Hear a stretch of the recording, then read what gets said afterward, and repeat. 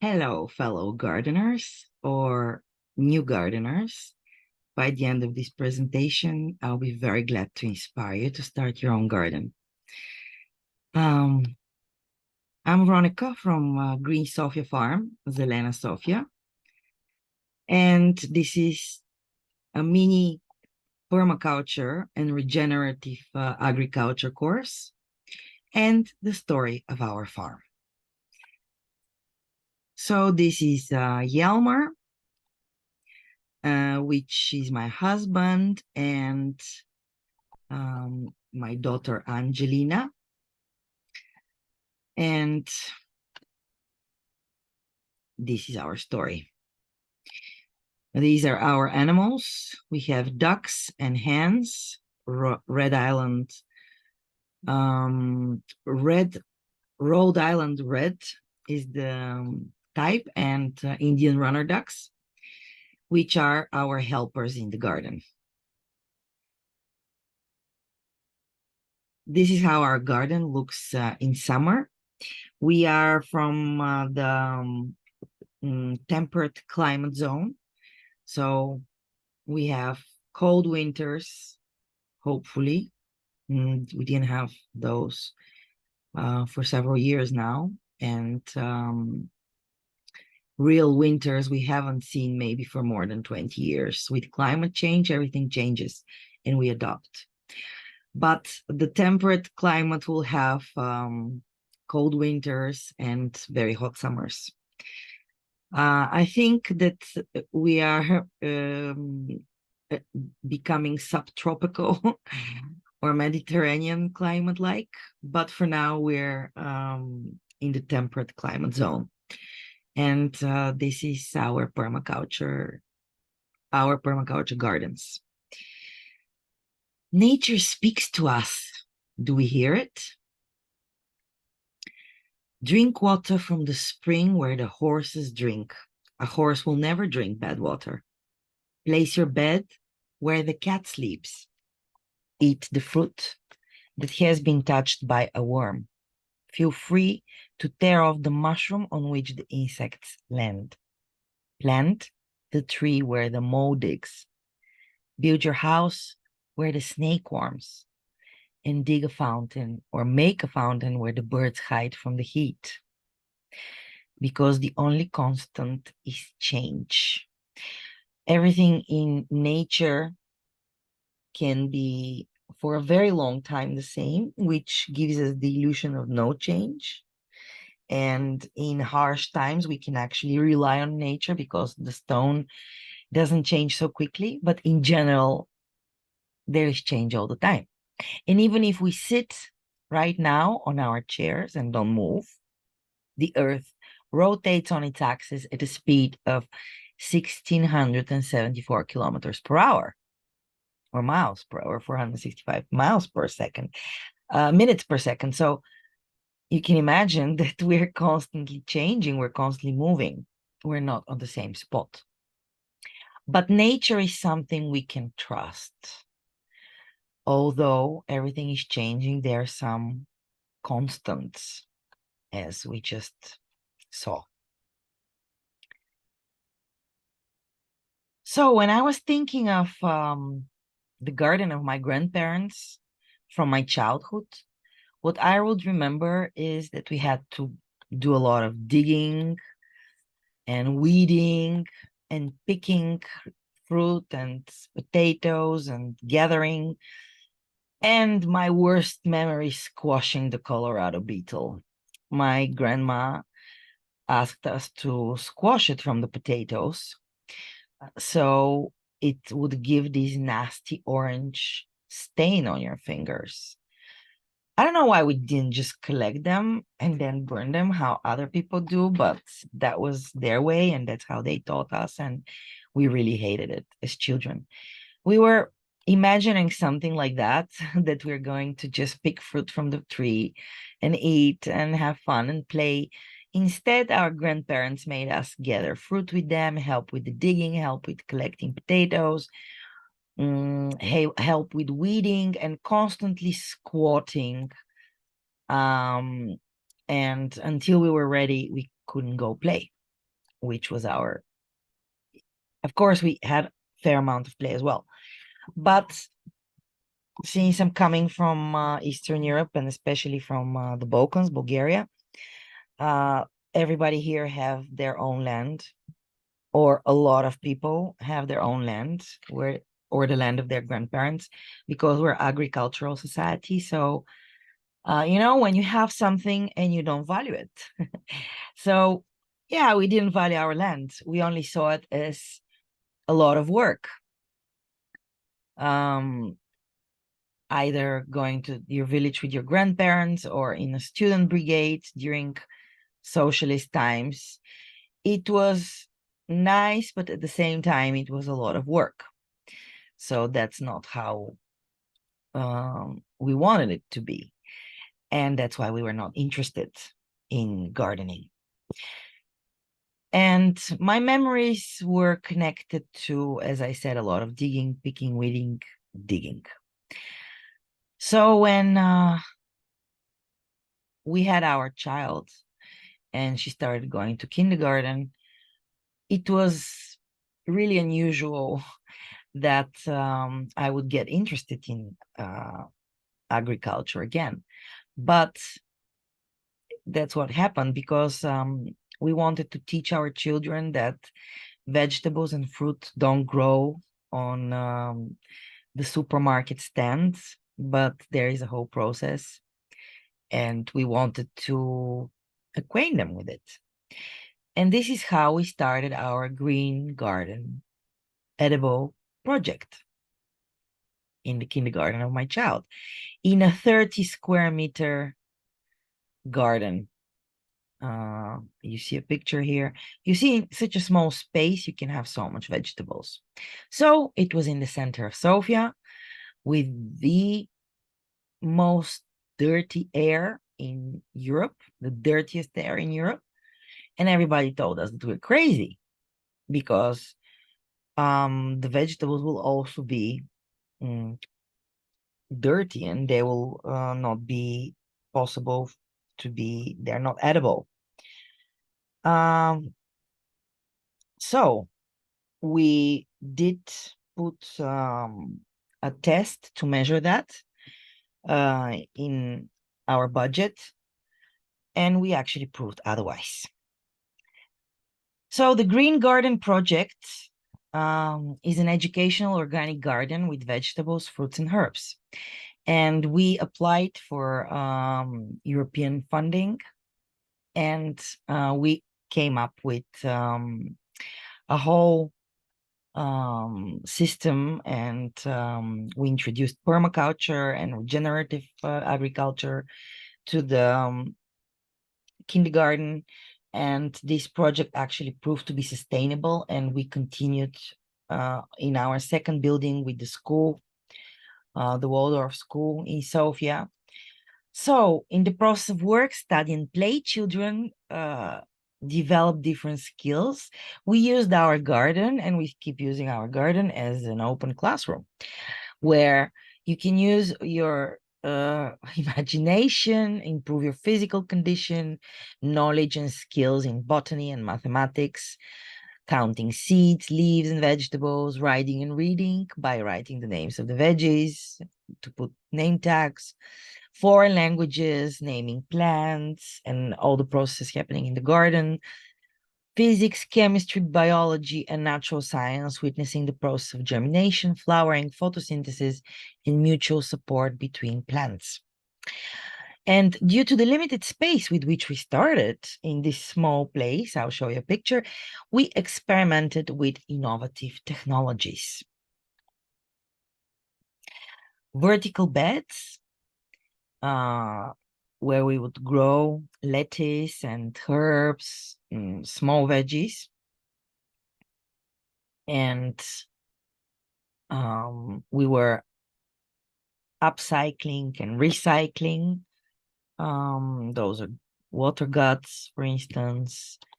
Those are bottles, used bottles also here.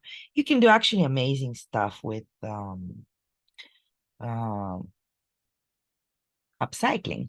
Beautiful. and you save a lot of space.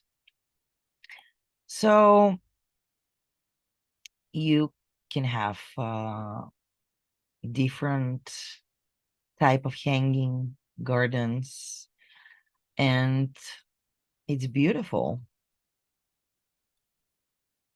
We were inspired by more than 25 delicious gardens in different cities in Bulgaria, which were already executed via a project from Together Foundation. And we were mostly actually inspired by the town of Todmorden project, or the Incredible Edible Community. So this town in England, in the UK, the whole town is actually one big garden, edible garden. You see, they have vegetables in every free space, in the schoolyards, in the station, like bus stops, or just outside their normal gardens. So the whole city is one big garden, very inspiring. The crime in Todmorden is down, and the police have their own gardens in front of the police station. And that's reality, guys. Um, you see all the gardens around the city. This is a map of the Todmorden Gardens. All schools in the city have school gardens. In Todmorden, the tourism is growing. People just come to see the big gardens of Todmorden. The Todmorden idea, the incredible edible movement, is now a movement around the world. And our garden in the school, called the Green Garden, is also part of that community, as well as our second edible garden in the second building of the school, of the Waldorf School. And this incredible edible movement is like everywhere around the world now. This is maybe an old picture, so it's even more places. So a permaculture expert made a plan. This is our building. And this is the playground for the children. So we put our raised beds on the side of the walls, as I showed you, the vertical beds. And actually, this 30 square meter garden, which was our main garden, is only this part. And here we had additional garden. So in such a small space, you can still have a lot of vegetables. So we rounded up our sleeves and started building. I'm showing those pictures from the front yard because I want to show the mulching process. So we first put carton everywhere so that we slow down the degeneration process. Then we covered it with those bags. They're from natural material. And then on top, we would put mulch, which is from the tree crust. And all of this is to prevent the weeds to actually come up. And it's a nice area to play for the children. Then we built those raised beds, and here you can see how we were installing them on the side of the garden.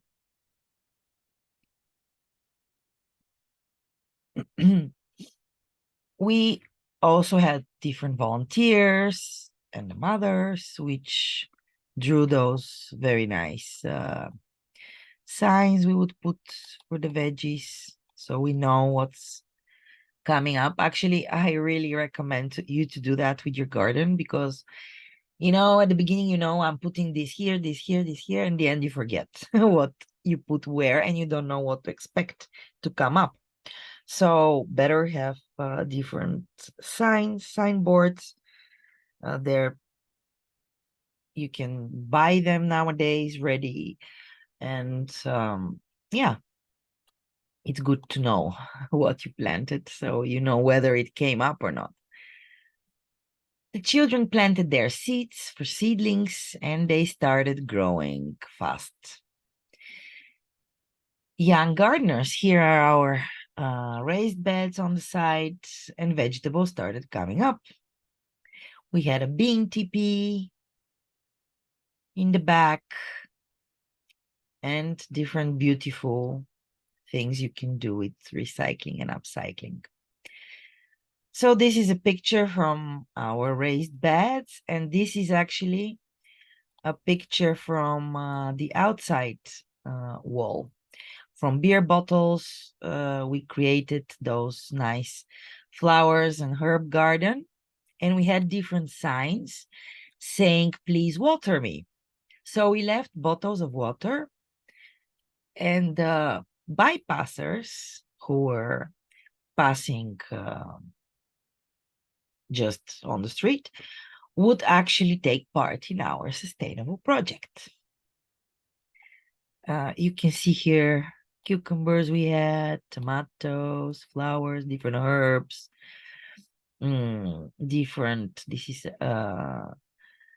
these are different mangolds and Swiss chard and even carrots we had, salads. Yeah, in the small beds it's limited. You cannot put big vegetables, of course, but as you see, we even had tomatoes and cucumbers. Actually, our tomatoes were with quite a nice size and very, very tasty. We had pumpkins and melons, and the watermelons didn't come out the first year. These we left for seed. Here you can see how big the pumpkin was. These are earth apple, it's called.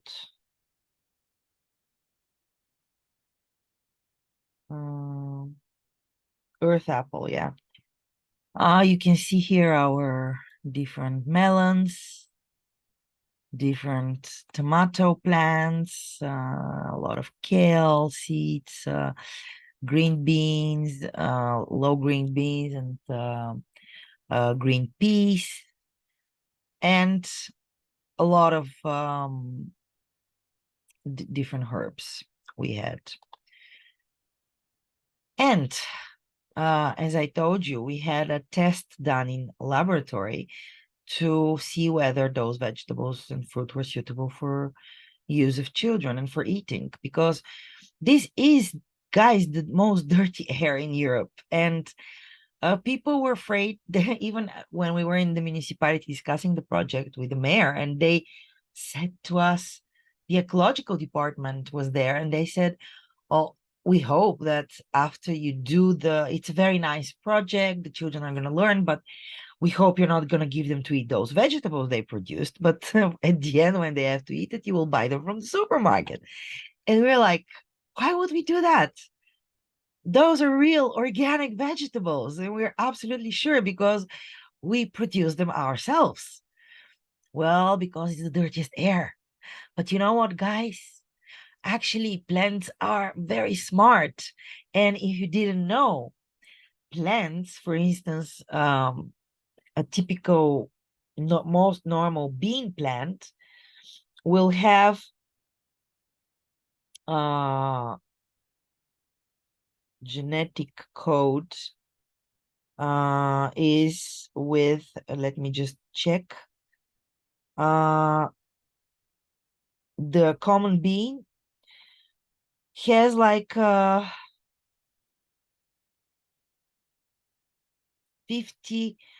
473 megabytes of genome and genetically anchored of the sequence in 11 chromosomes, kelp pseudomolecules. So it is crazy because humans, we only have 64 codons, 36 amino acids. So versus the 56,000 gene possibilities, combinations in the common being, you can imagine how smart and through how much more plants have lived in this earth, through how much more circumstances and epochs, and they survived. You know, we had Ice Age, which actually killed a lot of the dinosaurs and other big animals, and a lot of animals have been dying off. But plants are we have so many varieties of plants. So you can imagine that plants are smart, and when they have clean soil, this is what we discovered, and this is what our permaculture expert told us, because we put indeed clean soil from the compost of our permaculture expert, because it was coincidental that his house was very close in the same neighborhood as the kindergarten, and he was making a compost for the past 3-4 years, which he didn't use, and he just donated it to us. So we had a compost produced in the same neighborhood, so in the same air, polluted air, but still it's clean organic matter how the compost is produced. We will see a little bit later in the course. But we had clean soil, and that's all our vegetables and fruit needed, because plants are smart, and no matter how polluted the air is, they don't take the harmful elements, and that's why we would have a completely organic farm, organic yield, and our tests proved so. Actually, we had such little amount of, for instance, cadmium, this is heavy metal, that the tests wouldn't even, almost didn't catch it. We had such small amount of nitrates suitable for use of babies and weaning babies and children. We had such small amount of uh,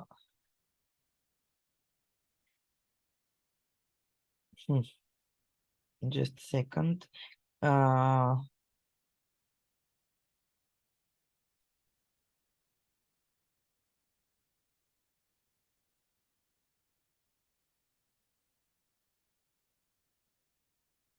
Oh,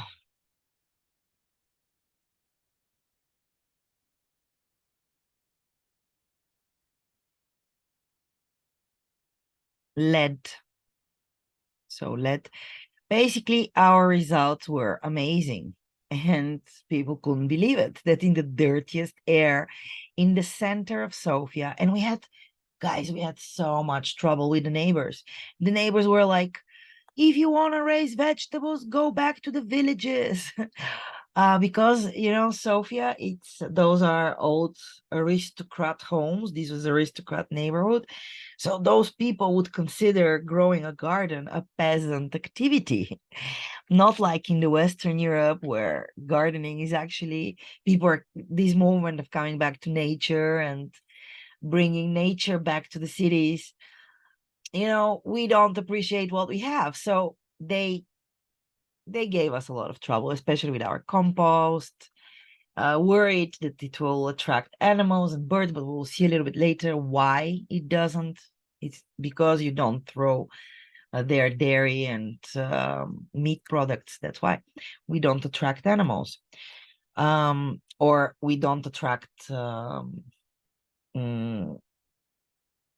or omnivore birds and animals, only the vegetarians, which is fine. So actually vegans, even, because you throw only vegetables, crops, and organic matter. So we did have our successful project in the center of Sofia, proving that in any dirty place you can grow organically clean vegetables and fruits. And there are so many urban gardens around the world now, also thanks to Incredible Edible, but thanks also to the movement of going back to nature. So we have different projects around the world in different areas in New York. You see here gardens, urban gardens, Los Angeles, where we have, for instance, an elite restaurant, Club Jonathan, that grows vegetables and offers them on only vegetables which are grown in their own garden. And it is considered very posh. And this is real closest to the local, this is real local garden, closest to your table. Closest than this, it cannot get. That's amazing. And it's so fresh. It cannot get fresher. And it's very sustainable because you don't have to pay transport costs and you don't have to buy it from different sellers, resellers, and so on. So it's such a fresh produce. And you know exactly how you grow it. So it's completely organic. You know exactly what you put there. And of course, it is very expensive to go to that restaurant exactly because of this. But we also have Ron Finley with his gangster gardens. He made it very modern to actually grow your own food instead of just having lawns in front of the houses and in the common areas in Los Angeles. So it's cool now to actually grow your own food. And you know what actually they discovered is that when you grow food, uh, vandalism is much rarer than if it's only flowers, for instance, or bushes or something, because people have natural um, resistance towards destroying food. Even in Todmorden, um, they put signs because everybody opened their vegetable gardens for bypassers, and they put signs saying, grab your vegetable, take a vegetable, take fruit. And people were not doing it. Nobody was used to being able to just go and grab food from the street. It's private property is so implanted in our brains that even when the owners invited you to take, you had resistance. But eventually people started taking. You saw the tourism is growing in Todmorden. The roof of the Chicago City Hall is a garden. And actually, there are a lot of projects of roof gardens, especially now we know that the bees are quite endangered, and those are our biggest pollinators and honey makers. So it's very dangerous. So we are now talking a lot about green islands in the cities because you see it's a jungle of concrete in the big cities and less green areas. And when the bees want to fly over, they can die from exhaustion because there's nowhere to land and to recuperate, regain their power. So green roofs are becoming more and more popular exactly to save our pollinators. San Francisco, Amsterdam, Washington, London, Melbourne. There are city gardens all over the world right now, and it's getting more and more popular. Even in China, we have urban gardens. And you know, also in China, the air is quite polluted. We have different vertical gardens around the world. For instance, this building is in Milan, Italy, and those are in different parts of the world. They improve isolation. They provide home for birds and other very necessary and life-saving insects like the bees, the pollinators. So those are real trees actually, which grow on the balconies. It's an amazing project, can be still seen. And a lot of vertical walls. Imagine a wall of strawberries, for instance. That would be amazing. And urban gardens like from the future. And the future, in the future, we will, with this climate change and with the sun becoming more and more strong, apparently we're warming up the globe, and the sun is gives more radiation than ever. So we might be needing greenhouses in the future to even survive. So actually, sustainable living and homesteading, growing your own food, recycling, upcycling, renewable energy, and rainwater harvesting have become the new thing, the new hype. And no surprise there, because we see what is happening. We can less and less rely on food supply. We saw what happened during the pandemic. So off-grid is a thing. It's something that is good to have. Producing and having your own food, producing your own energy, supply, harvesting your rainwater and reusing it for plants, or we can have also aquaponics, which is fish growing in water, and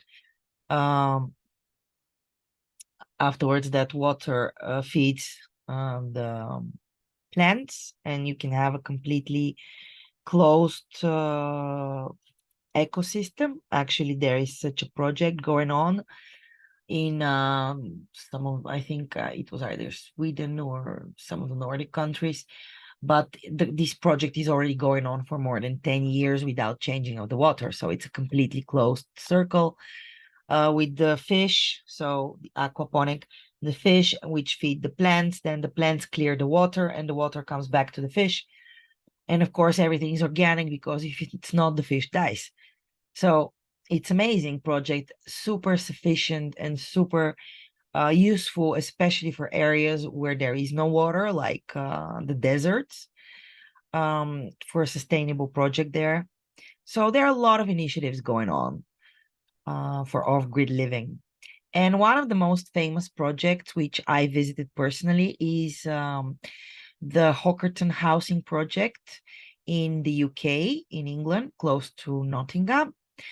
And it's actually a commercial project. It was built by an engineer who, an owner of a real estate company, so, or a building company, construction company. So he knew exactly what he was doing. The first thing they did was they dug out this lake and put all the dirt here where the houses would be. So they created a hill in which the houses are dug in. So this is north, and the hill covers from the north. And this is the south. And as you can see here, those are glass roofs. You can see it here. So you have long house. It's on one floor. You can see it here. It's dug in the dune, in the sand, which comes from the lake. And the whole idea here is, and everybody will tell you who is in construction and you want to build nowadays a modern home, it is very important. Actually, the most important thing is insulation. So that's exactly what insulation is all about. Good insulation is that you need the least amount of energy to keep the warm in winter, the house, and cool in summer. And this is how it's done. So here, as you see, the house is dug in. So during winter, it's a big isolation from the north.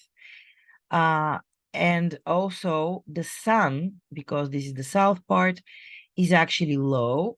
So the light goes all the way to the end of the house. So as you see, it's built long houses are those. So every room has their own windows. So each room has an outlet here. And here is like a big greenhouse with the greenhouse effect, where in winter they open the doors here for the heat, which accumulated here, to go inside. And in summer, they close the windows. So as you see, the sun is more vertical, so it doesn't reach the end of the rooms. And it thus keeping them cool. So these are 5 houses. It's a commercial property which is sold. Actually, people buy the houses and they rent the land like for 100 years or something, like they do in England. And all of this, actually, the whole area, it's like 10 acres, which is supposed to be completely sustainable. So they have their own sheep, they have their vegetables and fruit. When I was there, they didn't do so much with permaculture. They were more concentrated on having sheep, the animals, and having a closed loop, sustainable living. So how it all works, of course, if you want to find out by detail, you can book one of their tours. Hockerton Housing Project, that's how they also support their project. But I'm going to tell you the short version. So the water they use in the house, which is they harvest the rainwater, which they use for showers and clean activities, uh, washing the clothes, etc. And then they will reuse that water. It goes first in via a sand and charcoal and other means of clearing the water. Then it goes to a lake where there is a lot of reed. Then it cleans up even more. Then it goes via another channel to a second lake where it cleans even more. And more reed, and already there you can have, they have birds, so they indicate that the water is quite clean. And then the water comes back to the main lake, which is this one.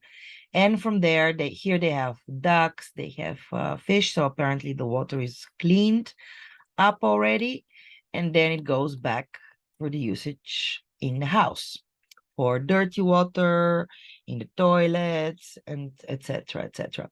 So they have a completely closed cycle with their own water, with they have wind turbine, and they have solar energy. And the way it's built with this insulation, very good insulation, and in the front like a greenhouse, really makes all the difference. And we are actually experimenting with similar things in our farm, and it's where we have balconies. So our house was not built sustainably, but we have balconies, and we covered those balconies and enlarging our living areas, but also actually producing this greenhouse effect. And it really does work, because in the um, hot winter days when there is sun, they don't even have to be hot winter days, just sunny winter days, it really heats up the place. And I can open my balcony door so that the heat comes in the house, and I don't need to heat my room. It's for about 4 or 5 hours per day, which is amazing savior of energy, of course. So this is Hockerton. More pictures from Hockerton. Here you can see the lake, the 5 houses. Every house is different, of course. They also use it as either as living rooms, this greenhouse area, or just as um,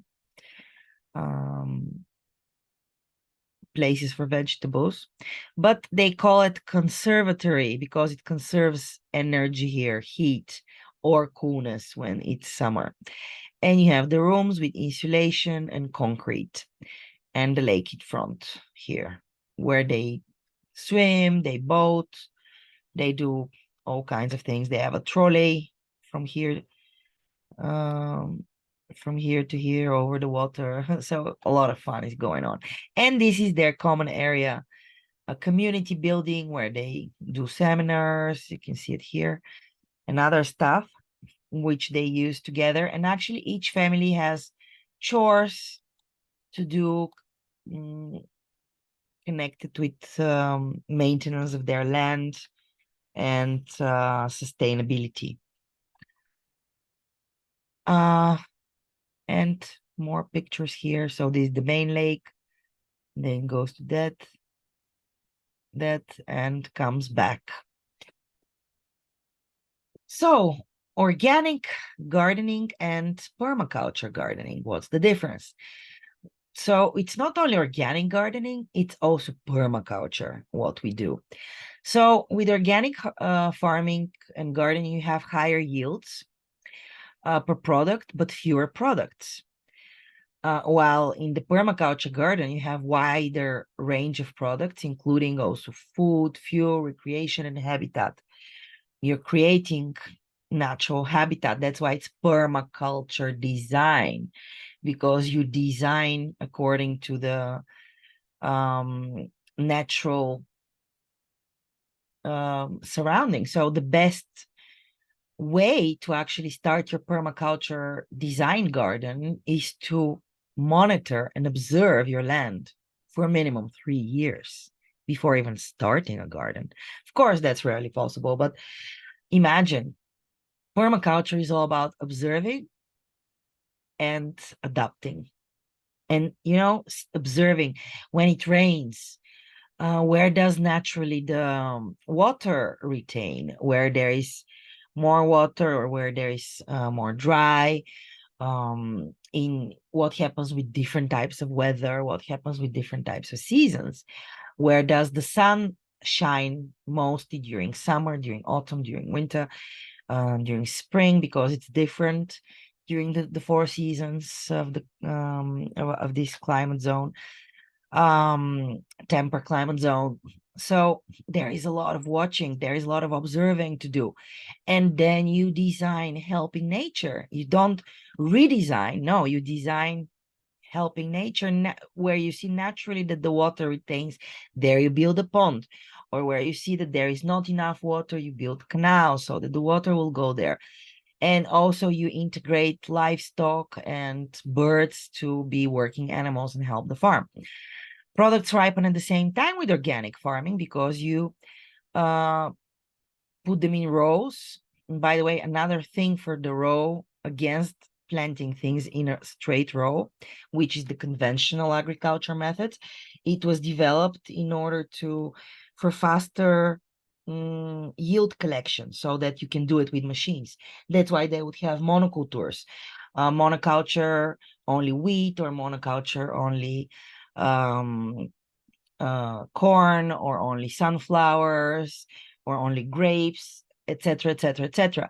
But with monoculture, the biggest problem is, first of all, the same plants, when you put them on a big area, they consume the same vital substances, and they deplete the land from these substances. So if you plant again next year there on the same land, then there will be not enough nutrition.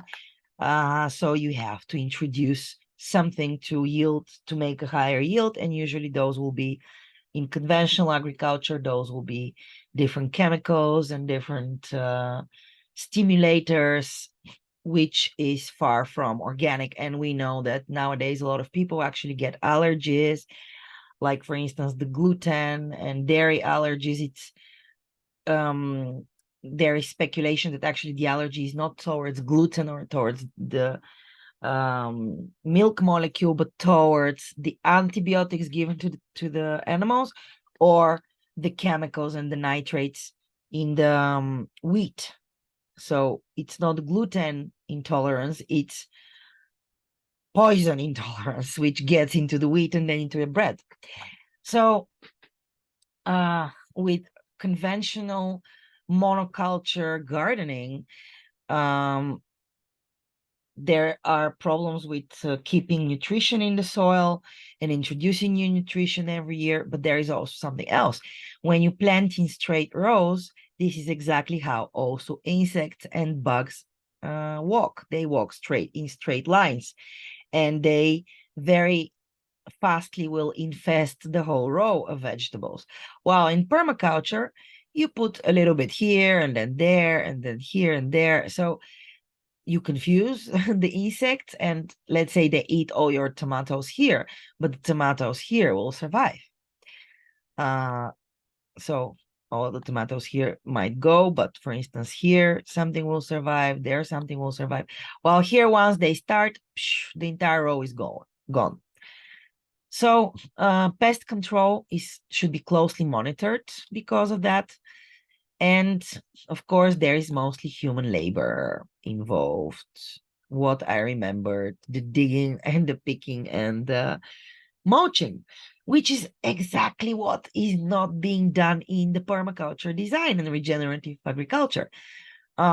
Here you make crop rotation, or different crops or different plants are planted together, which help each other. For instance, there is this method of the Three Sisters, which is an old Indian method from the Indians of the American Indians, the natives of the Americas, both Americas. So there is Indian technique, and this is actually where those vegetables come from. The pumpkin, the corn, and the beans are native to the Americas, and that's where we took them from, and started growing them also in Europe. So the Three Sisters, what's the usage of that? They help each other. How? You plant the corn, which grows tall, and the beans crawl around the corn. So they use it as a pole, natural pole. But the beans gives nitrogen in the soil, which is very good for ripening and for growing, good nutrient. At the same time, the pumpkin, which is the third sister, has very big leaves and very deep roots. So it keeps moisture and controls weeds. It keeps the sun away from weeds, so they cannot grow, while the corn and the beans grow high, so they still can get the sun. And those three sisters help each other. And this is what permaculture is about. It's about putting plants and animals together and using nature to its best, helping nature, rather than doing it in straight lines and with human labor. Actually, if you look in nature, there is not one straight line. And everything is crooked, and nothing is perfect, and at the same time it's ideal. So in permaculture, we use the garden to nurture a home, to deflect wind, give shade, filter air. Water catchment determines shape of the garden. Locally sourced, reused resources is super important. Integrated pest management, and sharing harvest with working animals. So you always plant more so that there is enough also for the bed bugs, so that you give back to nature.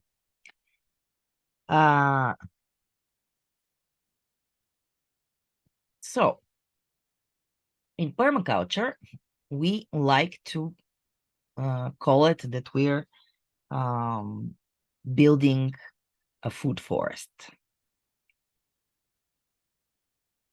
So the food forest is with perennials.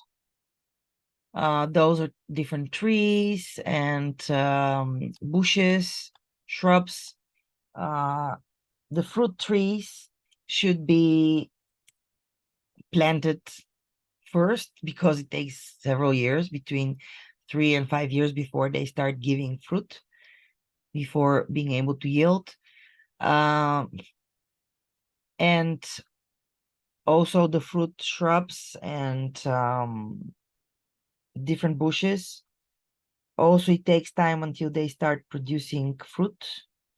So the faster you plant, the faster you will get results, get yield. And then you have the annual plants, which you plant every year. Some of them are 2-year plants, like parsley, for instance, or kale. Different, like Brussels sprouts and red beets. They give their seeds the next year. And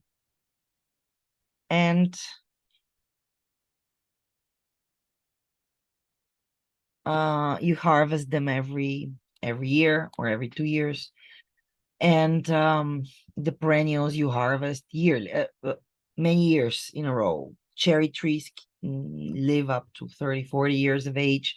So you see, it's and you have also, for instance, strawberries. They're also for many years. Asparagus is also a plant that survives for 20, 30 years and will give harvest after the third year every year. So it's really worth it to start with your perennials and then work your way inwards. So you put the trees on the outside, bushes next, and then you have the annual plants. That's how you build a food forest. Of course, you can read more about that. That's a crash course. We don't have all the time in the world, but you can take your time while you're watching this video. That's why I'm recording it. So if we just leave nature as it is, do not disturb, that's what permaculture is about. Look, it's amazingly rich. You have the earthworms, the protozoa, the nematodes, the mites, the bacteria, the fungi, the organic matter, the arthropods, the different animals, insects. It's all interconnected. It's all one, the birds, it's all one ecosystem. And the less we disturb it, the better balance we contain. And if you look at nature, there is hardly any um, uh,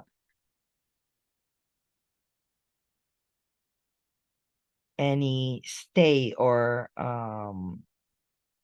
muddy place, only where there are people and animals, like the wild animals that will be boars or deer or horses, cows. They're not really wild, but this is where you see mud. Everywhere else in nature, everything is all the time covered by leaves or by grass, so the soil never stays uncovered.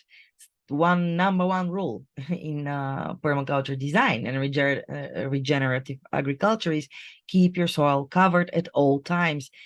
Even if you don't have crops there, which are food crops, even if you have weeds, better leave the weeds, because they will protect those super important bacteria, nematodes, worms, mites, fungi, and during the whole winter season especially, so that next year you will have better and better soil. This is how nature feeds itself. The leaves fall down, they disintegrate, and they become humus, they become soil, and they feed again the same tree, and the cycle goes on and on and on and on and on. You see here, it is a cycle. So do not disturb nature, because if you look at it, this is nature. That's why the grass even after 3 years of super drought, where it's not possible to anything to grow, everything will die, the grass will still come up again. Why? Look at that root system. It might die up to here, but then here there will be moisture. This is nature. Look at it. This is nature. And this is human agriculture. Look at those roots. They're one small nothingness compared to these roots. Of course, this is a perennial and this is an annual plant, but still you see my point.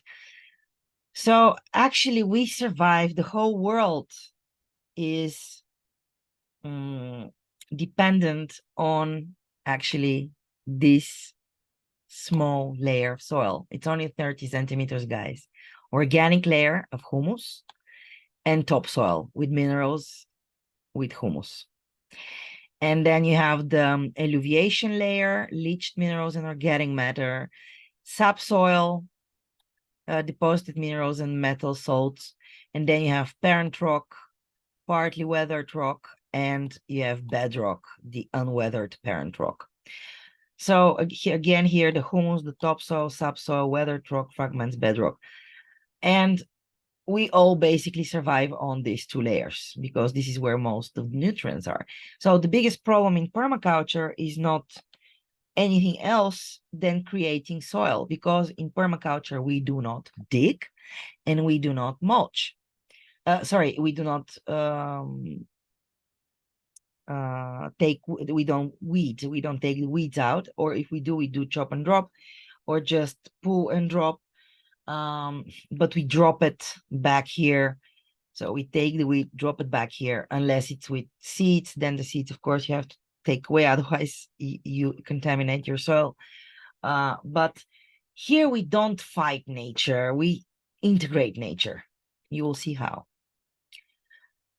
So the biggest problem and the biggest solution of in permaculture is actually composting, turning organic matter into soil. The classical composting bin is with 3 separate separations, parts. So here is the newest compost. Here is the one you've been turning to aerate it and to help the worms get to more nutrients. And at the end, you have pure soil. So this is how you create from your remnants of food, you create actually food for soil, food for new vegetables. Here, one of the best composting is done from leaves. So, you know, in the cities, very often they collect the leaves and they bring them somewhere where they do compost from them. But actually, they deprive the trees in the city from such important and viable nutrients which they can get. What to do? Now, when more of you know about this information, and because we attract on our farm very knowledgeable people, smart, enthusiastic, loving nature, and we know you're going to bring this knowledge home. We know. So some of you will work in municipalities, some of you will work on places where you can make a difference, and knowing this information will make a difference to your community. So how to compost so that you don't attract animals and you have a very fast soil production process. Usually it takes actually 1 year, but if you introduce worms like California worms, no, you cannot introduce California worms because they'll die in normal soil. They need special conditions, but you can actually produce your own worms. But depending on the weather, especially warmer climates, of course, the process of composting will go faster. If you turn it more, if it's aerated, it will go faster. There are certain rules, like for instance, you have to have 2/3 of what you throw should be brown matter and only 1/3 green matter. What that means is green matter is fresh leaves or fresh scraps of vegetables. Those are green, they're moist. And then you have the brown. Those are dry grass, dry leaves. Those are or chopped paper and carton, which are actually the brown, the dry matter, and it should be 2/3 brown, 1/3 green, and that's the hardest balance you have to keep in your compost. So what you throw is vegetable and fruit peels, leftover bread, pasta, tea bags, torn. You tear them so that for easier composting and decomposition. Coffee grounds, very good. Eggshells, crush them. The more you crush things, the better, and the faster they become soil. Indoor and garden flowers, freshly cut grass, dried grass and leaves. Here's the brown matter. Straw, also the brown matter. Wood shavings, cardboard packaging, napkins, newspapers, non-glossy advertising brochures, and leaflets, and natural fiber materials and fabric residues of cotton and wool without admixture of synthetic fibers, and manure. So all of that you can throw, and it's advisable actually to create a well-balanced compost, humus, which is the best food for your plants. Do not throw meat, fish and bones, dairy products, fats and oils, cooked food, feces from pets, coals and burnt remains, coal, remnants of synthetic fabrics, plastic waste, metals, diseased and infected plants. Never throw tomato plants and cucumbers because they very easily get moldy and infected. Paper and cardboard are first torn into small pieces, moistened, and then mixed with the other materials. To speed up the composting process, used kitchen and garden waste should be crushed, ground, shredded, or split. Even maybe you can even mill it, or even in your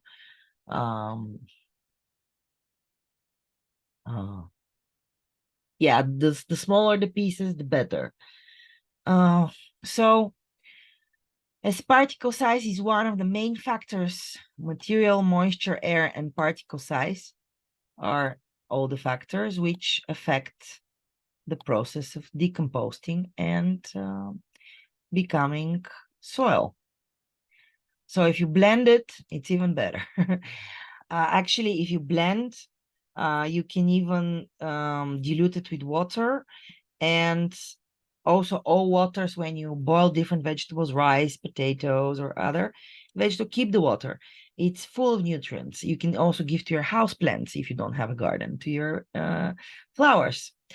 And the blended scraps diluted with water are great fertilizer, but don't overdo it because it's very strong. The composter does not smell and does not attract birds and animals when you don't throw meat, fish, and bones, and dairy products, fats and oils, etc. The compost bin can be one of the bins for the separate collection of biological waste next to the buildings. And it's really worth collecting it. So that's the shortest way from your garden to the table and the other way around. Be part of the circle, of the cycle. Raised beds. Another very important part of permaculture. And here are the advantages. We have faster, the soil becomes warm in spring and later in autumn cold. So we're extending the season this way. Faster we can have yields and harvest them. We do not trample the soil, don't walk on it with our feet, so it remains aerated and loose. That's one of the main problems, and that's why people in conventional gardening, they dig and they plow in order to aerate the soil and to loosen up and to mix the nutrition and the humus with the topsoil. But the problem is that you disturb the balance in nature. You kill when putting the soil from under, when you plow or when you dig, you put the undersoil on top. So all the eggs, all the nice and good insects die, especially because farmers do that in autumn once, just before winter. So they expose all the good nutrients, all the good bugs and insects to the cold air and the worms, and they die, including the nutrients. They get washed away from the rains in winter, and then in spring they plow again and they do the same mistake. And I can really watch that with our neighbors here, because they use conventional methods. They use chemicals in their garden, um, and I can see the difference. In our garden is at least 3 weeks ahead with life. It's full of bees and butterflies and insects, and it's humming, and it's full of birds because it's green earlier. And my neighbors, they go, they plow, they dig, and they remove everything green in their garden. And it takes 3 weeks until some green comes again and attracts the bees, the pollinators, and the life. So you can really see the difference. My garden is truly alive through all seasons. Not winter, although in winter I still have kale. This is the golden. I love that plant. It's magical. It survives. It survived winters of minus 20 degrees, and then it defrosts and you can eat it again. It's amazing. Actually, it's best, most delicious after the first frost. So yeah, we have fewer weeds, less soil erosion in the raised beds. The water runs off and does not drown the plants, and on the contrary, much more moisture is retained. It is more comfortable to work if the beds are high and we do not strain the lower back. We grow more plants in less space, as I showed earlier. So make a raised bed from different things. You can buy them ready. You can even have, small watermelons or pumpkins or courgettes. And you can do it from cinder blocks or from just from sticks like we have here. We even sticks like they make different baskets from. Same technique. Wooden raised beds or metal raised beds, both from the store, plastic raised beds, self-made from tires or whatever. You can come up with all kinds of ideas. Even here, this is like shoe rack, I think, which is used. And you see here we have upcycling also here from stones, bricks, plastic, wood, all kinds of raised beds which save space and give you harvest. Here you see you can do panels with strawberries, again those sticks, stones, and here you have raised beds. Here you have this is hydroponic. This is only water, but I don't recommend it because it actually, you need to add nutrients. Aquaponics, you have the natural nutrients coming from the fish pool. That's the better way. And more vertical and hanging gardens. Here you have salads, for instance, from gutters, made from gutters. This is usually something we need for cucumbers and tomatoes and beans. This is how you make the bean teepee. You put beans, and when it crawls, it becomes a teepee. And there is shadow inside, and it's very nice, especially for children to play. Here we actually see a water system for watering. So this will be under big, you fill it with water, and it slowly gives water away. And more hanging gardens. I love those. They're amazing. And here you have organic garden, not necessarily, but it looks a little bit like actually food forest. You see, you have the shrubs, the bushes, and you have the fruit bushes, and you have the those are different berries, and you have the trees and the annuals, pumpkins, and then we have balcony garden. So you see, even on a tiniest balcony like this one, you can still grow food. You can still grow herbs. You can still grow courgettes, um, or pumpkins, or a lot of things actually. Um, and specifically zucchini. So zucchini and courgette are the same. As you see here, they have zucchini here, cucumbers, they have salads. Here we have basil. These are tomatoes, also basil. These look like cucumbers, or the small ones, the pickles, or yeah, the small cucumbers. And yeah, imagine if everybody had a small garden on their balcony, or if they have a garden, a real garden, and if everybody would plant and grow their food, well, we might be soon finished with the famine, with the world famine. Also, that green wall they're building in Africa, in the desert, with a lot of trees, also might change things. So grow a balcony garden full of flowers and veggies. It's beautiful, it's tasty, and it's sustainable. It's no shop, no middleman. It comes directly from your balcony to the plate. That's the shortest way. And when it's homegrown with your own hands, when you see the entire process, it's so much tastier. It is. It's amazing what you can do with one small balcony space. So, guys, no excuses. Even if you have a small balcony, and actually, I even lived in an apartment with no balcony, so I grew kale on the windows, but it works. And more balcony gardens.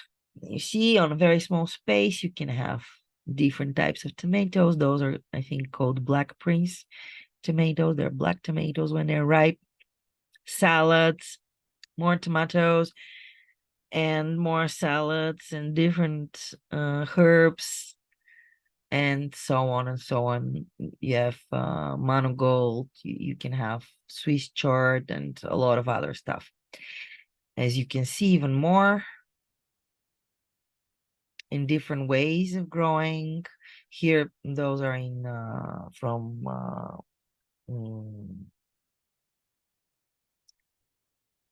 fabric made. Here we use crates. Here just those are bought from ceramic. All kinds can be used to have your different pots. Here you have, for instance, watering system. You can see there are two buckets in each other. So the under bucket, so the first bucket has holes in the bottom, and then there is a second bucket, and it retains water. And you can see here they have a small pipe through which they water, because if you water from under and not from top, actually you stimulate the root growth, because it feels the water under, so it tries to go down.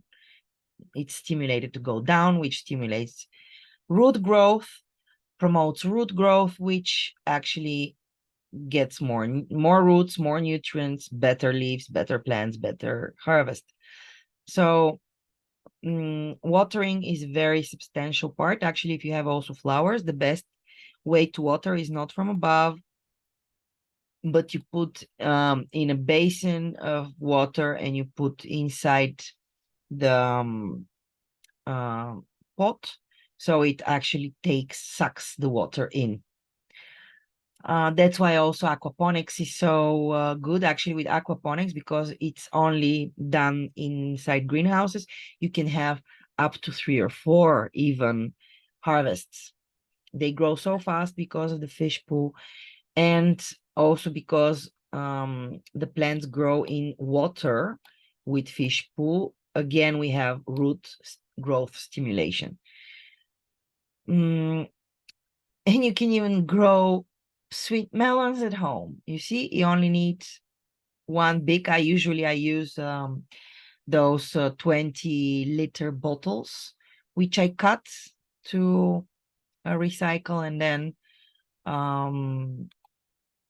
yeah, I grow such plants there, which have a big root system. Of course, there are other things you have to do, like cut all side shoots, so that the plant only concentrates on producing one melon, etc., etc. And as you can see, also different containers in which you can grow food. Even this is potatoes. Here we have strawberries, cocoa nuts we use, and we can grow salad, because salad has very short, not so deep roots. Even melons, watermelons you can grow. It's amazing how much stuff you can grow on very limited space. And we really found out. Those are green gardens possible for urban agriculture in Sofia, the capital of Bulgaria. So we're very proud that they came up with this project where they actually mapped all suitable for urban gardening spots and places. So if you want to have a garden, you can approach the owners and ask whether it's possible to use it, because it is part of the map, which shows it's suitable. Here more gardens that are working. City gardens, we have Zadružba, we have Obelja City Garden, Hope City Garden, Slatina, Debarska Garden, and the Botanical Garden. Here we have a shared garden close to South Park. So it's growing. It's growing also in Bulgaria and in Sofia, although people can be quite skeptical about it still. So this is all the animals which actually visit your gardens. It's frogs, songbirds, wasps, ants, ladybugs, dragonflies, owls, and they're also beneficial to your garden. The bats, and here the role of the birds. I told you at the beginning that we use working birds, hens, chickens, and ducks in our garden. The chickens you never let inside the garden. You bring to them the remnants and scraps, and they produce faster soil because they pick with their legs. They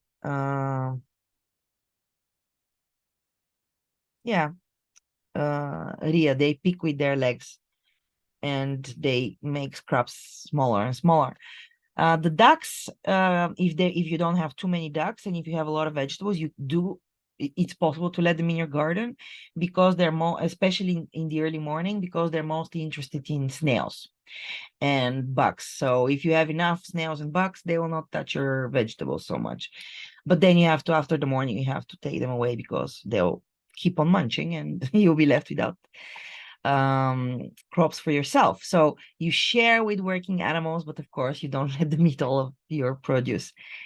And again, here we have a permaculture design. So you see here, we have the fruit trees on the outer skirts. Here we created the lake where we saw that naturally it's gathering the water here. Here we have different herbs, the annuals, and closer to the house you get you have your wind turbine and things to help you be sustainable. And here we have the aquaponic, so the fish and the plants feeding on the fish. Usually aquaponic is done with 2 pools. So in one is the fish, and in the other pool are the plants, so that there is a cycle going in and out and in and out, so that the fish poo, then this goes into the plants clear the water, eating the poo, and then clear water comes back to the fish. The plants clean it. So it's a cycle. And all the other wildlife which can visit your garden, you can see all those insects, ladybugs, different butterflies, weasel, limehawk, badger, cinnabar, red ant, foxes, bangville, gray squirrel, wood mouse, robins, goldfinches, cranefly, lesser water boatman, great pond snail, violet ground beetle, pond skater, etc., etc., etc. Bumblebees and so on, all of those beneficial to your garden, and doing pest control. So you don't need the chemicals, guys. It's in nature, everything is provided. And the more you look, the more you observe, the more you see that nature takes care. You just have to support it, not fight against it, not fight against the bed bugs. Not even, we don't even have to call them bed bugs. Just yeah, they take their portion. Everybody under the sun wants to eat, right? So share it with them and get enough for yourself too.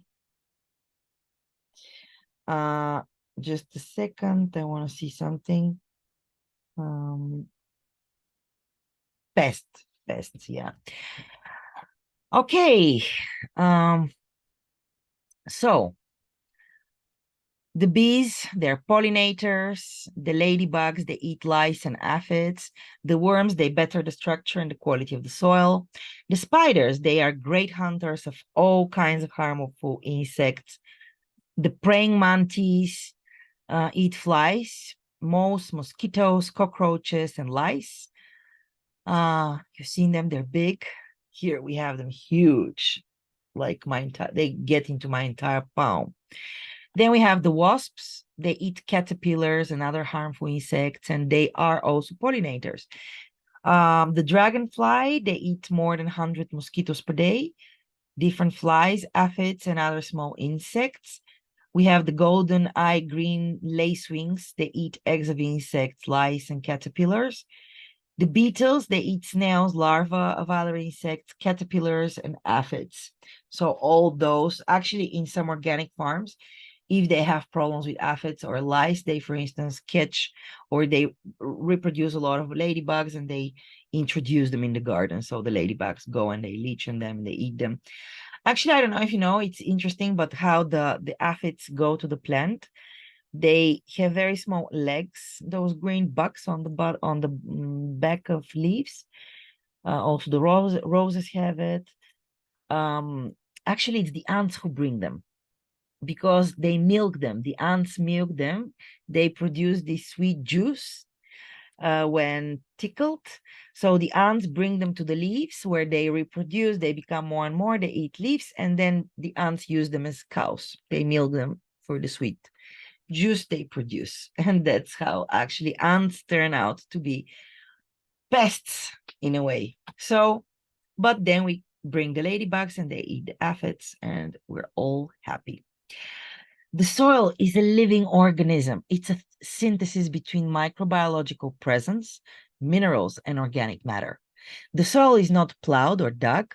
It is not crushed. Its structure is not disturbed. The stubble is not burned. A lot of people decide, oh, let me not remove my old crops. It's so much easier to just burn them. Yeah, and you burn everything beneficial inside too. With permaculture, there is no digging, no weeding, and much less watering. We add soil and mulch. We nurture and work with vegetables, animals, birds, and insect friends. The soil is also an antidepressant. That's why gardeners usually are happy on their pictures. The smell of Mycobacterium vacci, a microorganism found in soil compost and leaf mold, lights up neurotransmitters that release serotonin, a mood-lifting hormone, as well as when you have different cuts and you touch the soil, it goes into your bloodstream as well, giving you better mood. Sowing the seeds and preparing the seedlings. This is how I do it. For 1 or 2 days, I put them in the refrigerator to imitate winter. Then I soak them for 12 hours in lukewarm water or black tea to stimulate them to faster propagate and grow. Then I dry them and they're ready for sowing. And guys, I want to here tell you about the planting the seeds according to the moon cycle. It might sound strange, but it's actually true. I did a lot of testing and it really does work. Why? Because 60% of us humans wear water. Plants can reach up to 95% water. For instance, cucumbers are 90% water. And the moon, we know, controls the water. It controls the tides. So it is logical that also it controls even the flow of the woman, the monthly period. So it is so important for us, the moon. And with waning moon, from full moon to new moon, so when it's becoming smaller, we saw root crops. So the moon becomes smaller and it's like it's pushing the water, towards the ground, the earth. So we saw root crops, those plants that grow down into the ground, like carrots, turnips, beets, celery, parsnips, potatoes, etc. And also I saw those that I seed these that need a strong root system, such as parsley, onions, garlic, dill, etc. And with waxing moon, which is growing from new moon to full moon, we saw the above ground plants or plants whose fruits are flowers or grow above the ground, like tomatoes, cucumbers, peppers, melons, watermelon, sunflower, lettuce, beans, and all other types of leaf vegetables or corn, etc., etc. I use different types of seedlings, all those I have used. For instance, this is from newspaper, this is from toilet paper. You can see here, toilet paper, newspaper, just store-bought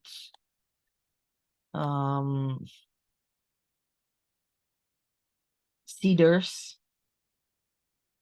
And but you can also do it without buying anything, just upcycle, recycle. Yeah. And how you choose the place in the garden. So there are vegetables who need from 6 to 8 hours per day sunlight, like tomatoes, peppers, eggplant, melons, squash, beans, cucumbers. They all need a lot of sun, 6 to 8 hours per day. So we choose a zone in the garden. Again, here we have the food forest. You see, trees are on the outside layer. Then we have shrubs and different bushes, fruit bushes. Then we have annual plants, greenhouse plants, etc., etc. So then we have the 4 to 6 hours per day sunlight. Those are broccoli, carrots, radishes, beets, turnips, potatoes. They're okay with 4 to 6 hours of sunlight. And the low sunlight plants, which need 3 to 4 hours per day sunlight, those are the arugula, kale, spinach. This is my magic plant. I love it. Lettuce, Asian greens, mustard greens, cabbage, scallions, parsley, all of that can grow on much less sunlight per day. The second thing you choose your vegetables is according to the depth of their roots. So this is garlic. You see, it's not very deep. Spinach, not very deep, but then the carrot a little bit deeper. The potatoes, even more deeper. The tomatoes are deep. And lucerne, very deep root. So yeah, it also depends how deep the roots are. They're usually spinach, mango, radishes, parsley, arugula. They have 20-30 centimeters depth of root. Then the beans, peas, uh, strawberries, basil, carrots, turnip, potatoes, etc. They have 40-50 centimeter roots deep, and the biggest roots are cucumbers, tomatoes, peppers, courgettes, or zucchini, kale, aubergine, etc., etc. Also the wheats, different wheats, they have long roots between 60-70 centimeters, so that's almost a meter down they go. Practically eat the rainbow, which means sow the rainbow.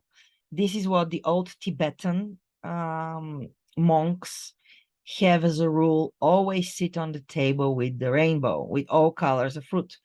Have the orange, the yellow, the red, and the greens, and the dark ones, the violet, like the aubergines or different cabbages. So because the different colors mean different nutrients. So when you combine all the colors, you have all the nutrients. Eat the rainbow, seed the rainbow, harvest the rainbow. So we have companion planting. I already mentioned it, where different plants help each other. You can find this information on the internet, what goes with what helps what. For instance, garlic is very good to go with strawberries because it sends away the aphids and the lice in the strawberries, etc., etc. For instance, the basil not only sends away bugs on tomatoes, but it also makes the tomato plant give better tasting tomatoes. So it betters the taste. And it smells amazing, like godly plant, like the Garden of Eden. So yeah, you can look for companion planting. I always, when I plant something, I try to make sure that I know what else I can plant there so they can support each other. And you can find this information on the internet. Here are more companion planting or plant friends. Like here we have the tomato. It's actually our project, the kindergarten project with the edible green garden as a classroom.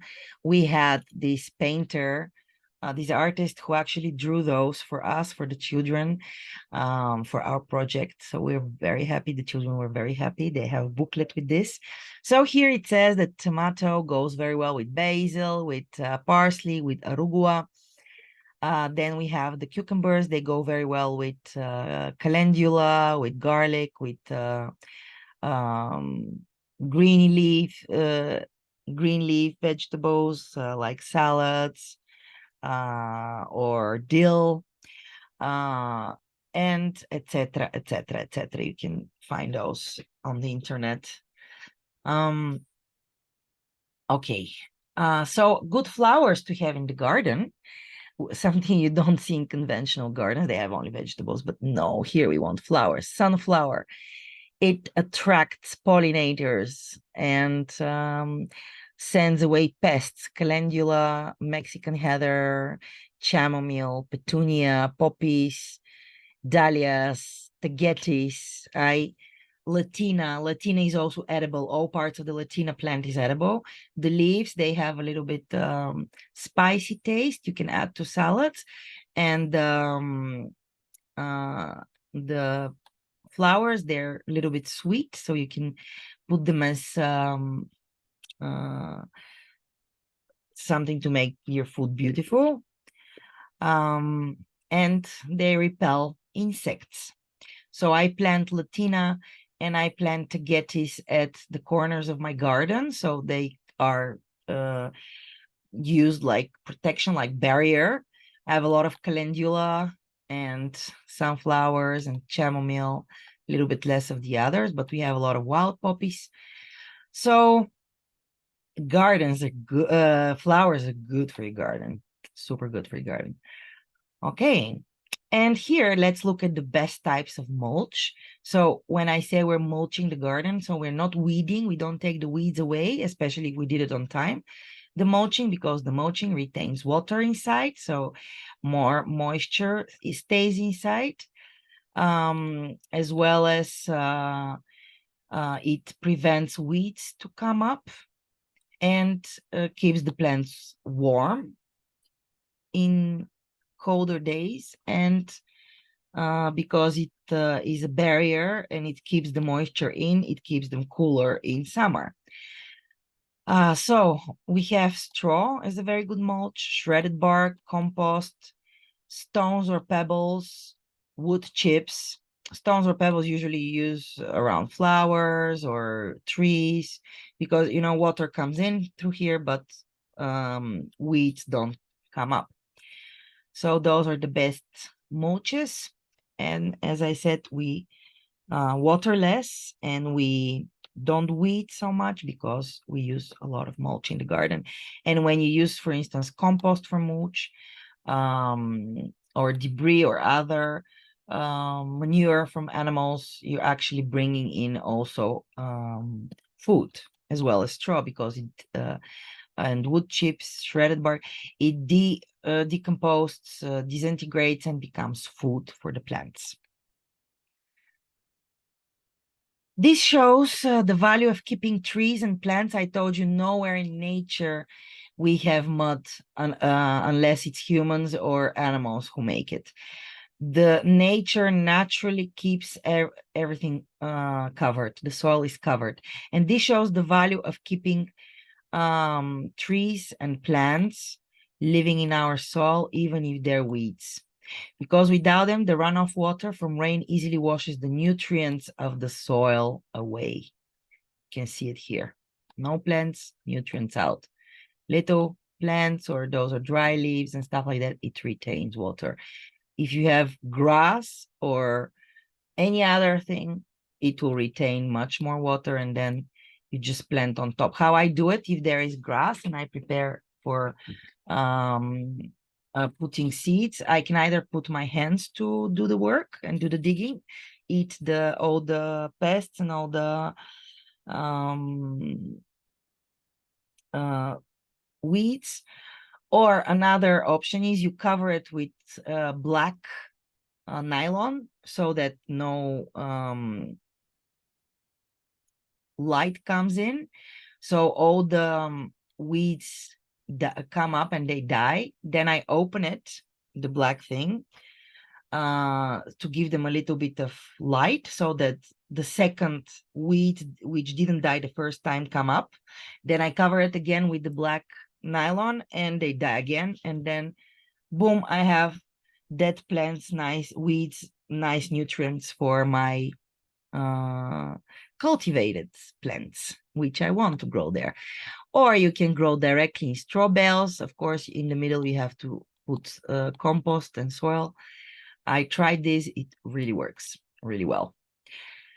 Here more watering with dripping system, or with swells, digging swells canals, which is getting swells are indeed, you make canals with which you retain water, especially when you have a hilly land. So then you do those canals and they retain the water here for longer. And of course, they propagate bigger growth of plants, trees, etc., etc. So permaculture design, it's very specific to the place you choose to do your garden. It gives It's very specific. That's why you observe and you design it according to the specific land. So here we have, again, this pipe and the two buckets so that the water is here and we propagate the growth of roots, stronger plants. Other ways of watering less often. For instance, those bottles I use, I cut them, turn them around, and here you have a lot of water, which will last them for 2 weeks, let's say, so you don't have to water so often. So again, insulation, water retention, high beds, all those help us use less water. Here, another system of watering. Again, there is here dripping system. Here we have underground system. You can also do it with a normal bottle and you just put hose in it. Plastic bottle, it also works. I use my also from milk carton and juice cartons and other stuff. You can do the same. So here we have again harvesting of water. It's good that you harvest the rainwater, and it can be gold, especially when it's dry and you don't have water. You can use those tanks of water. But rainwater harvesting, important, super important. Even in the desert, you can, with rainwater harvesting or with other means, you can create water. It's super important. Without water and sun and nutrients, nothing happens, guys. So here, the biodynamic lunar cycle planting, what I already told you with the waxing moon. You do leaf plants, leafy greens, herbs, lawns, fruit and seed plants, flower, fruits with seeds, grains and cereals are collected.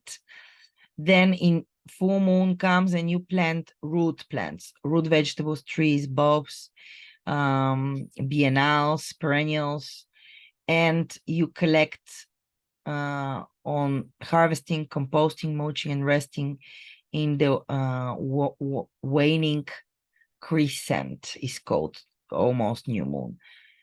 It really works. I tried it. Indeed, when you plant your seeds, they come up faster if you take care of the moon. And when you harvest, the harvest is much more sustainable, or the word is healthy when you collect on those days. I'm following the biodynamic. This is the Steiner agriculture system, Rudolf Steiner, the Waldorf education. So here we have the regenerative education, agriculture, excuse me. So we maximize crop diversity, we integrate livestock, we minimize soil disturbance, so we don't plow, we maintain living root year round, even if it's weeds. And we keep covered the soil at all times. Here again, the trees, the food forest, the fruit trees, shrubs, bushes, then annuals, and you get to your birds and fish. So everything here is integrated in one big cycle. Those are the 12 principles of permaculture. So number one, we creatively use and respond to change. So guys, climate change is here. We can utilize it. We can use it. We don't have to fight it. It's there are different phases. We had ice age, we had warmer ages, and it's nothing that people really can control. Yes, we do give our 5th sense, and we do pollute a lot, but we are not almighty, and nature takes its course. So we creatively use and respond to change. We observe and interact. We catch and store energy. We obtain yield, crops. We apply self-regulation and accept feedback. We use and value renewable resources and services. The least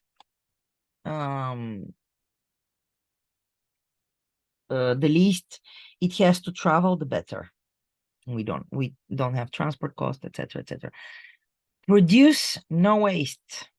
This is something we really have to work on. But guys, produce no waste. Design from patterns to details. Integrate rather than segregate. Integrate pests, don't fight them. Integrate their enemy. Use small and slow solutions, but permanent, long term. Use and value diversity. We're all different. The elephant cannot climb a tree. This doesn't mean it's not super strong animal. So diversity, we're all different. Value that. Use and edges and value the marginal. Also very important.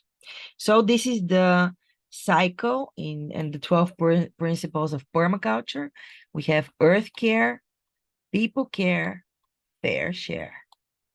There is enough for everybody. This again shows how important it is to have cover crops and cover the soil. With bare soil, there is so much CO2 and water which evaporates. And in general, especially on large land surfaces, this practice leads to degeneration of soil health. Cover crops, they basically are helping the regenerative process. They bring food to the soil and they help having healthy soil. And as you can see, when it's hot and there is no greenery, nothing to cover the soil, it gets to 43 degrees and less the more vegetation you have. That's why it's so important to have a lot of trees in the city, in the concrete jungle, in the stone jungle. We need to invite nature to come back to our cities, guys. At least that's what I believe. So we have the aquaponic, the fish and other ponds, which they create local ecosystems. Actually, the permaculture was created by a Japanese professor who was, everybody in agriculture was thinking like that. What else shall we add to make our harvest better, our crops better, our soil better? And that's how they would add this chemical and that chemical and this and that betterment and whatever. And these guys started thinking the other way around. What can we take away and still have a good harvest? So let's remove this and that and that and that. And actually, there is this German guy who does permaculture in the mountains, in the Alps, and he has there mandarin trees. How does he do it in the Alps? How do they not die during winter? Well, he dug a pond, a lake, similar to what I showed you with the Hockerton project in Nottingham, the sustainable project. So he dug a lake where water was naturally gathering, and in such an angle that when there was winter, the sun would shine at the lake and the water will reflect the sun rays, which will warm up the hill on which are the mandarin trees. So we help nature and we are creative. We observe and interact and change and help design the permaculture garden, the permaculture project. A garden returns 50 times the investment you put into it. It's not just food, but joy, peace, and real connection with creation. It's magical to put your own seeds, watch them grow in big plants, harvest, and eat the juicy food that Earth gave us. a spiritual retreat from a noisy world and hurried people. Grow a garden. I would recommend also to learn to harvest wild plants. So this is something I'm learning right now, to find edible wild plants, mushrooms, fruits, and nuts, how to find them, to identify them, and how to cook them, because actually this can be quite valuable. For instance, did you know that all the parts of the dandelion is actually usable? The roots can be dried and crushed, milled into powdered, and this is amazing coffee, natural coffee. The leaves you can use for salads, add in different greens, and from the flowers you can make even jam, honey, or drink tea from it. All parts of this plant, and we see it everywhere, are edible and usable. So nature has so much stored for us, and we don't know how to use it. I'm a little bit afraid with mushroom picking, but we're learning. We have to be very careful with mushrooms. They can be poisonous. The top herbal remedies to keep the doctor away: ginseng for immune enhancement, cranberry for urinary tract infection, echinacea for colds and flu, and echinacea is in general immune boosting plant. Garlic is an antibiotic, natural antibiotic, or silver water also. Feverfew for migraine prevention, the milk thistle for liver health, flax seeds for menopausal discomfort, aloe vera for burns, horse chestnut for varicose veins, lavender for anxiety, evening primrose oil for lowering cholesterol, ginger for morning sickness. Also, ginger is anti-inflammatory, also natural antibiotic. Hibiscus for hypertension, St. John's wort for depression, and there is more and more and more. I really recommend you take a wild plant collection course, edible plant collection course, scouts course, and all those survival types of things. Maybe we don't need it, but our children might. Climate change.